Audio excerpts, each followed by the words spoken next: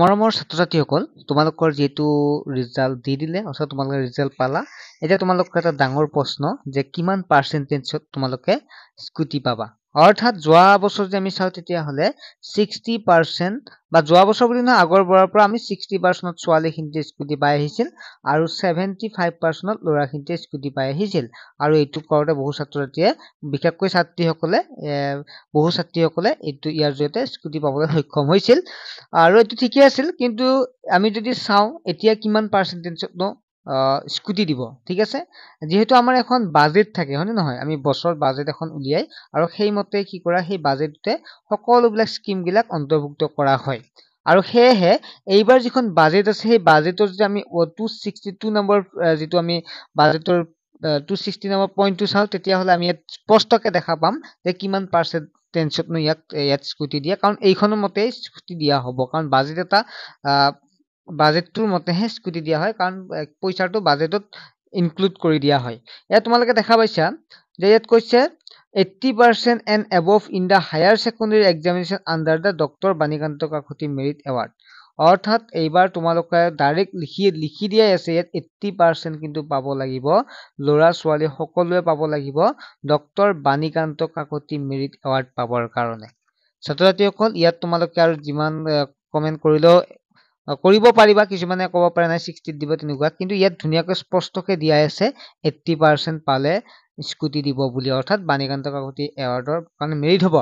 এতিয়া কথাটো হ'ল, কেতিয়াবা তেনেকুৱা পৰিৱৰ্তনো হোৱা দেখা যায়, শিক্ষামন্ত্ৰীয়ে বিভিন্ন ধৰণৰ মন্তব্য দিব পাৰে। আমি কিবা নটিফিকেশ্যন দিলেই আমি তোমালোক জনাই দিম, আমি যিহেতু ইয়াত সম্পূৰ্ণ চাই থকা যায় নটিফিকেশ্যন বা তেনেকুৱাকে। গতিকে তোমালোকে চেনেলটো ছাবস্ক্ৰাইব কৰি ৰাখিবা, যদি কিবা নটিফিকেশ্যন দিয়ে, যদি ইয়াত কমাবও পাৰে, আগে পইচা তেনেকুৱা যোৱাবাৰ তেনেকুৱাই দেখা গৈছিল। গতিকে চাওঁ আমি কি হয়, আমি যদি কিবা নটিফিকেশ্যন দিয়ে তেতিয়াহ'লে তোমালোকে পাবা। তোমালোকে চেনেলটো ছাবস্ক্ৰাইব কৰি ৰাখিবা, তেতিয়াহ'লে যি নটিফিকেশ্যন দিলে আমি তোমালোকক জনাই দিম। আৰু এতিয়া বৰ্তমান 80% বুলিয়ে ভাবি লোৱা, কাৰণ যিহেতু আমাক দিয়ে আছে, বাজেটখনত লিখাই আছিল 80% বুলি। গতিকে যদি কিবা নটিফিকেশ্যন আহে তোমালোকক জনাই দিম, ঠিক আছে। আহিবও পাৰে কিবা নটিফিকেশ্যন, আহিলে মই তোমালোকক জনাই দিম। বিশেষকৈ অফিচিয়েল নটিফিকেশ্যন এখন আহিব বাৰু, স্কুটিৰ ওপৰত কিমান পাৰ্চেণ্টেজ পোৱা যাব। তাৰলৈকে অপেক্ষা কৰা, ঠিক আছে, বাই। নমস্কাৰ, আপোনালোকলৈ এটা সুখবৰ লৈ আহিছোঁ। আপোনালোকৰ ল'ৰা ছোৱালী যদি ঘৰতে অধ্যয়ন, অনলাইন টিউশ্যন, সময় আৰু কষ্ট ৰাহি কৰক, অনলাইন শিক্ষা গ্ৰহণ কৰি, হয়নে? তুমি বঢ়িয়াকৈ অনলাইনতে ক্লাছ কৰি আছা। আৰু কি নাম দিছা? SR এডুকেশ্যন, য'ত মানে যিসকল দুখীয়া ছাত্ৰ ছাত্ৰী তেওঁলোকে 99% পঢ়িব পাৰে 4টা বিষয়, বিজ্ঞান, গণিত, ইংৰাজী আৰু সমাজ বিজ্ঞান, আৰু 6ৰ পৰা 10লৈকে পঢ়িব পাৰিব। এয়া চাওক, আপোনালোকে ঘৰত থাকি সৰু সৰু ল'ৰা ছোৱালীক যদি ঘৰতে অনলাইনত ক্লাছ কৰিব বিচাৰিছে 99 টকা, তেতিয়াহ'লে ভাইটিয়ে খুব ধুনীয়া এটা পদক্ষেপ হাতত লৈছে। গতিকে ল'ৰা ছোৱালী ইংৰাজী, গণিত আৰু সমাজ বিজ্ঞান, গতিকে 5, 6, 7, 8, 9, 10 6, 7, 8, 9, 10 এইকেইটা ল'ৰা ছোৱালীক ক্লাছ দি থকা হৈছে ধুনীয়াকৈ। আপোনালোকে ঘৰতে বহি পেলাই ধুনীয়াকৈ ক্লাছ কৰি থাকিব পাৰে অনলাইনত, আৰু এনেই যাই থাকাতকৈ লাইভ ক্লাছ পাব। নোৱাৰাটো আমি সুধিবও পাৰিব, সুধিব পাৰে। নোটছবিলাকো আমি সম্পূৰ্ণ দি দিম। আচ্ছা, নোটছবিলাকো কিনিব নালাগে আৰু।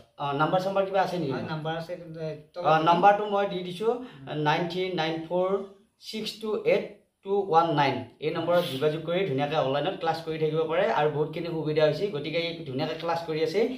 কিমানমান দিন হ'ল?